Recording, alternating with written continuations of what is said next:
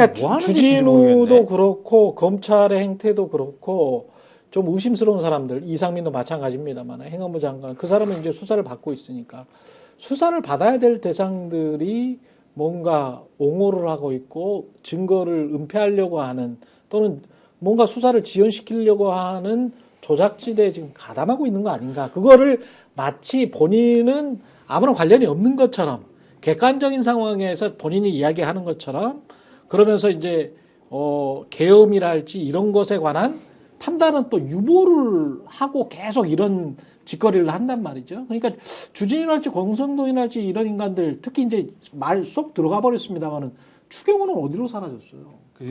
이제 추경호는 어디로 사라졌냐고. 그래서 특검을 해야 되는 거죠. 네. 이제 헌법재판소 얘기를 조금 마무리를 하면은 헌법재판소 법에 써 있습니다. 권한쟁의 심판이나 헌법 소원을 했을 때 이 헌법재판소의 결론은 그 각 단체 또는 기관이 헌법재판소 결론에 기속이 된다라고 써 있습니다.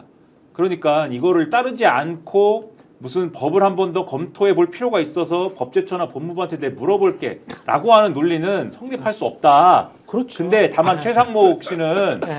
그런 논리를 달 거예요. 당장 오늘은 안 해도 되잖아. 좀 나중에 할게. 뭐 이렇게 뭐 이렇게 주장을 할 것 같아요. 아주 뺀질거릴 것 같은데 아무튼 이거 헌법재판소 결론에도 불구하고 한 번 더 판단하겠다라는 건 안 된다. 그걸 다시 한번 오늘 헌법재판소가 판단한 것 같고 그 다음에 마은혁 씨가 과연 그렇게 뭐 편향된 인물이냐에 대해서 그러니까 이 헌법재판관이 되지 말아야 될 정도로 주장하는 게 지금 무슨 뭐 판사 시절에 한 판결 뭐 이런 거 가지고 얘기하면 그 판결이 무슨 뭐 판결이 잘못돼 가지고 무슨 그 판결 잘못한 것 때문에 무슨 뭐 징계를 받거나 했습니까? 그런 적 없지 않습니까? 그렇죠. 그리고 과거 행적 예를 들면 뭐 인민노련 출신이다. 인민노련 출신인데 지금 지금 기성정치권 그게 국민의힘이든 민주당이든 기성정치권에서 활동하는 분들이 다 있잖아요. 없습니까? 지금 한동훈의 책사 노릇하시는 신지호 그 국민의힘에서 당직 맡고 있는 신지호 씨는 뭡니까? 인민노련 출신이잖아요. 자기네 당직을 맡았던 사람이 인민노련 출신인데 왜 거기 그 당직도 맡는 자기네 당에선 당직을 맡아도 되고 누구는 헌법재판관 하면 안 됩니까? 인민노련 출신이 문제면. 1인 김문수를 말씀하셔야죠. 근데 김문수는 선의원이 거긴 또 선의원이니까 나는 거기도 그거 좌파 아닙니까? 전혀 몰라. 좌파죠. 거기 좌파죠. 아니 거긴 그래서 아니 그러니까 거기는 좌파인데 다른 조직이 있었다. 그건 좌파지 않습니까? 어쨌든 제일 죄를 좌파고 사안으로 속죄해줬기 네. 때문에 괜찮아. 그리고 한국노동당 창당 멤버였기 때문에 문제다 이렇게 얘기하는데 한국노동당은 그 당시에 인민노련 했던 사람들 중에서 합법정당을 해야 된다고 주장해서 만든 당입니다. 그 당이 합법정당을 해야 된다고 주장해서 만든 당인데 그때 안기부가 아니야 이거는 비합법정당인 것 같아 그래갖고 잡아간 거예요. 그래서 그때 이 사람들이 재판받을 때 심지어는 인민노련 사람들이 탄원서를 냅니다. 탄원서에 뭐라고 써 있느냐 우리는 무슨 폭력 혁명 노선 이런 걸 다 버리고 비합 노선 이런 걸 다 버리고 우리는 합법적으로 하려고 그런 거예요라고 탄원서를 냈는데 이게 운동권 내에서는 이 사람들이 배신자다라고 해서 그때 논쟁이 벌어져요. 운동권 내에서 왕따가 됐단 말이에요, 이 사람들이. 예. 그런 역사가 있는데 그거를 문제 삼으면 웃긴 것이고 이 인민노련에 3대 거두가 있었습니다. 주대환, 노회찬, 황광우 3대 거두인데 이 중에 주대환 씨가 가장 그 존경받는 사람이거든요. 아 그래요? 주대환 씨가 윤석열 씨를 네. 윤석열을 사실상 지지했잖아요. 아 그랬었어? 네? 사실상 지지하고 지금 그 하문경 씨 이런 사람들하고 뭐 민주화 운동 동지회 이런 그 사람들이에요? 이런 거 만들어 가지고 지금 그 언저리에 다 있지 않습니까? 그러니까 지금 마은혁 그 헌법재판관 문제를 가지고 무슨 뭐 이게 대단한 무슨 문제인 것처럼 얘기를 할 수가 없는 거고 그런 무슨 뭐 문제가 있는 사람이 애초에 판사가 되지를 않습니다. 이 나라에서는. 그래서 말도 안 되는 얘기다 이 말씀을 드리고 그래서 결론적으로 이런 걸 가지고 이렇게 침소봉대하면서 최상목 씨는 헌법재판관 임명도 안 하면서 윤석열의 동조를 하고 이런 현상은 지금 말씀하신 것처럼 결과적으로는 내란과 관련된 더 이상의 어떤 수사 내지는 어떠한 법적 책임을 지우는 문제 이런 것들과 관련해 가지고 이런 것들에 대한 부담을 덜고자 하는 큰 흐름 속에서 지금 잡히고 있는 게 아니냐. 그래서 거부권도 행사하고 그래서 거부권도 생트집이지 않습니까? 분명히 최상목의 거부권 행사는 분명히 추천권과 관련된 문제가 핵심이었는데 추천권과 관련된 문제를 민주당이 양보했더니 애초에 위원도 아닌 것을 위원이라고 자꾸 하니까 그것을 양보를 했더니 지금은 또 다른 문제를 가지고 애초에 그런 특검의 필요가 없어졌네요. 이제 윤석열이 구속기소가 됐기 때문에 이 논리를 가지고 지금 거부권 행사를 한 거잖아요. 근데 그렇죠. 오늘 동아일보 사설을 보면은 아니다. 이제 밝혀야 될 게 너무 많은데 지금 특검 안 하면 안 된다. 이 태도입니다. 동아일보라는 신문도. 동아일보가 뭐 그렇게 양심적인 신문입니까? 조중동의 동인데 예. 동아일보까지 그렇게 얘기하는데 지금 뭐 하는 겁니까? 그러니까 정신을 차려라. 또 이 말씀 드리는 거죠. 아니, 동결회라고 하니까 뭐 밝혀질 게 근데 진짜 밝혀져야 될 게 너무나 특검이 많아요. 왜 그러냐면 주진우 아까 얘기 나왔는데요. 예. 주진우의 얘기가 중요한 건 저는 김주현과 심우정의 관계라고 생각하는 거예요. 그러니까 민정수석인 김주현과 심우정 사이에서 오갔던 내용들을 보면 소위 김주현이 검사장회를 열어달라고 얘기했다라고 하는 것, 그건 김주현과 심우정 사이에 지금도 한 라인으로 여러 가지 연결되고 있다라고 볼 수밖에 없는 측면이 있는데 이 검찰이 지금 김성훈 소위 경호차장에 대해서 두 번이나 소위 구속영장 청구해달라고 요청을 한 것 다 기각을 시켰습니다. 그렇다면 소위 내란의 순회, 내란의 우두머리이고 이 내란의 공범일 가능성이 매우 높은 김성훈이 지금 같이 있으면서 외부랑 연결해주고 있는 일들이 계속 지금 보름 20일 이상 벌어지고 있는 상황을 갖다가 검찰은 방조하고 있는 거예요. 일단 왜 방조했을까라고 하는 이유. 또 하나는 그 선관위 문제와 관련해서도 검찰에서 연락이 올 거라는 얘기가 있었다라고 하는 측면이 있잖아요. 그렇다면 검찰은 어떤 형태로든 내란 범죄에 연결고리가 분명히 있을 것이다라고 하는 추정 하나 하고 그렇죠. 또 하나는 검찰 공화국이었기 때문에 안가 문제와 관련해서 아마 안가를 통해서 대통령실과 검찰이 계속 내탁을 했을 거다.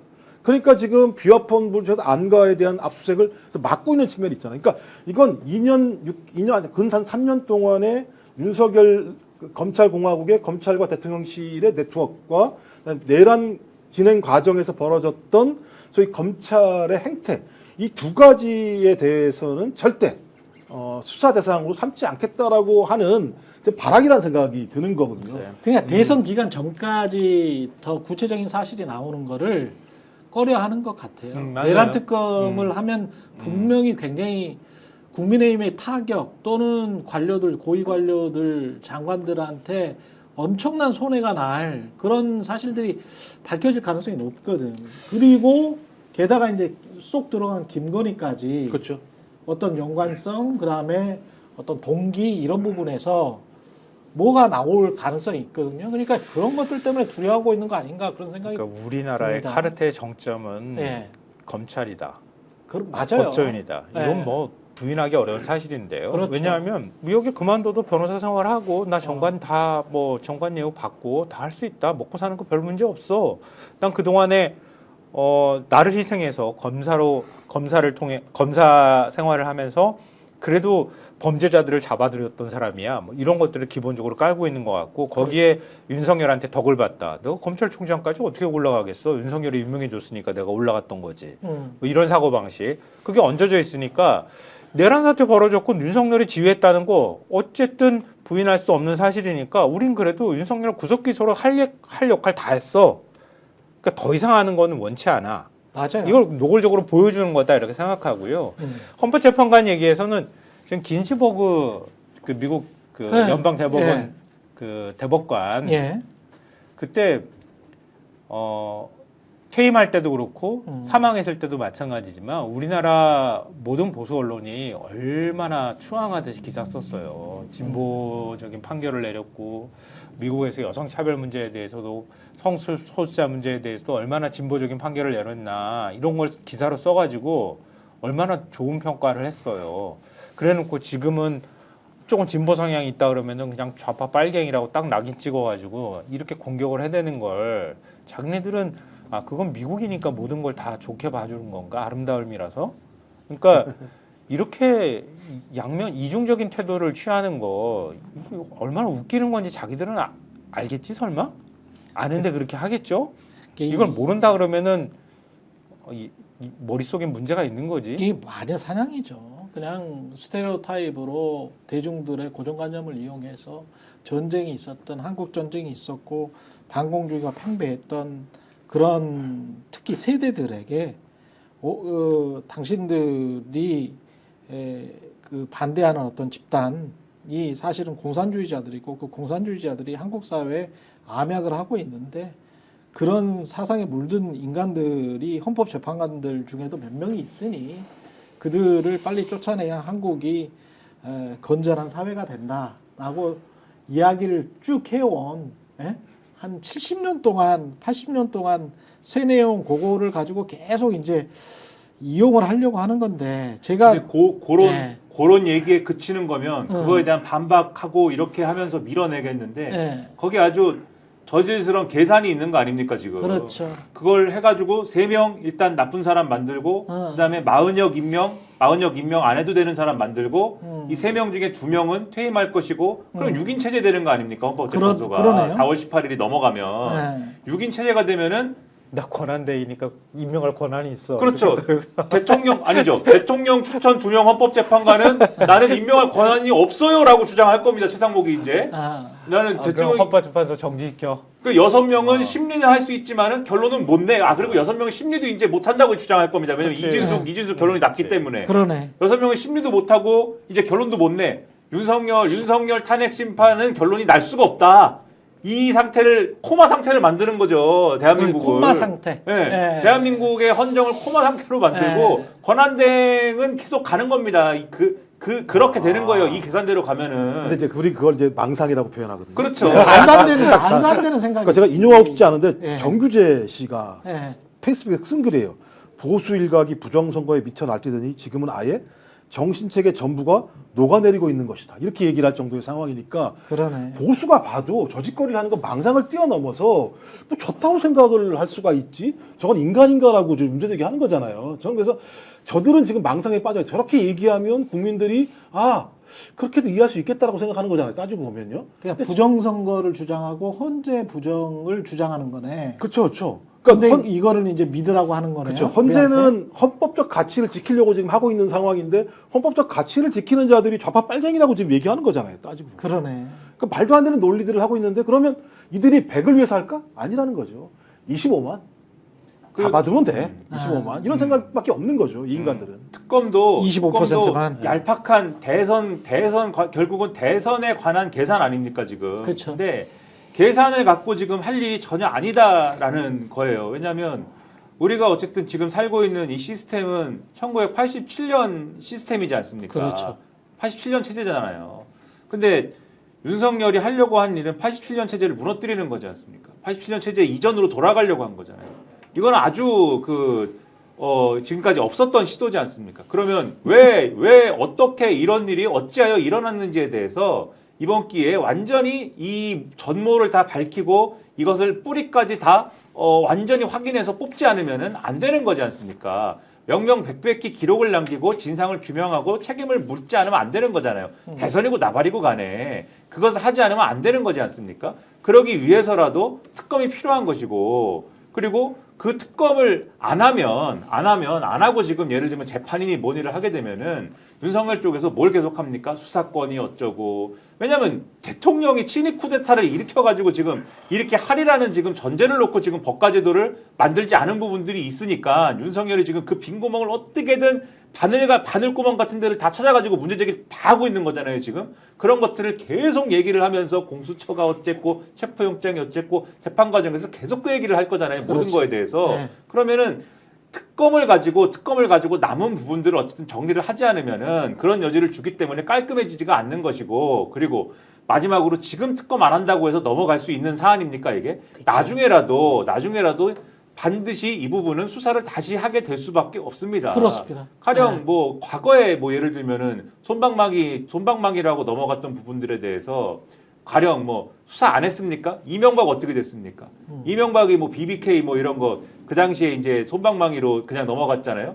누가 넘어갔습니까? BBK 특검 누가 해가지고 손방망이로 넘어갔죠? 윤석열이 해서 넘어가지 않았습니까? 그렇죠. 그 나중에 다시 문재인 정권에서 수사를 또 해가지고 결국 다 쓰는 누구 겁니까? 그거 어떻게 됐습니까? 결과적으로는 다 하게 돼 있어요. 그 시간을 거였습니다. 시간 낭비를 그냥 해야 되겠습니까? 특검을 해야죠. 5월 전에는 안 하겠다는 거예요.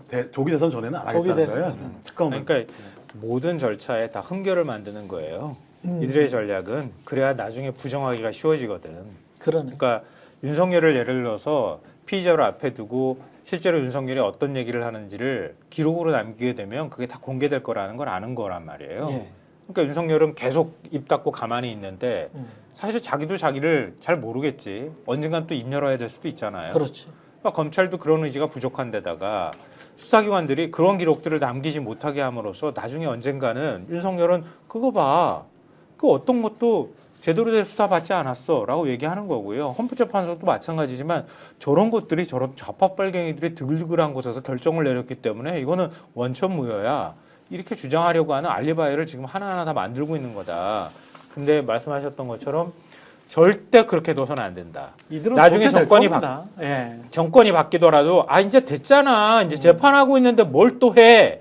이런 거 그대로 수용하면 절대 안 된다. 그렇지. 예, 거기에 밀리면 안 되고 이건 꼭꼭 진짜 꾹꾹 눌러쓴 연필을 들고 꾹꾹 쓰는 글 남겨놓는 것처럼 법적으로 처벌할 반드시 거면 기록으로 처벌하고 다 남겨놔야 한다. 법대로 그냥 하면 돼요. 일단 내일 현재부터요. 홍장원, 여인영부터 시작해서 다 입에서 다 튀어나오기 시작할 거예요. 그러면 이런 사실들이 나오기 시작하는 순간 이게 수사가 안 되는 건 나라가 아닌 거기 그럼요. 때문에 저는 형사재판과 헌법의 변론이 같이 가고 있는 상황이기 때문에 정말 저들이 요구하는 방향으로 갈 수 없을 거라고 저는 생각을 합니다.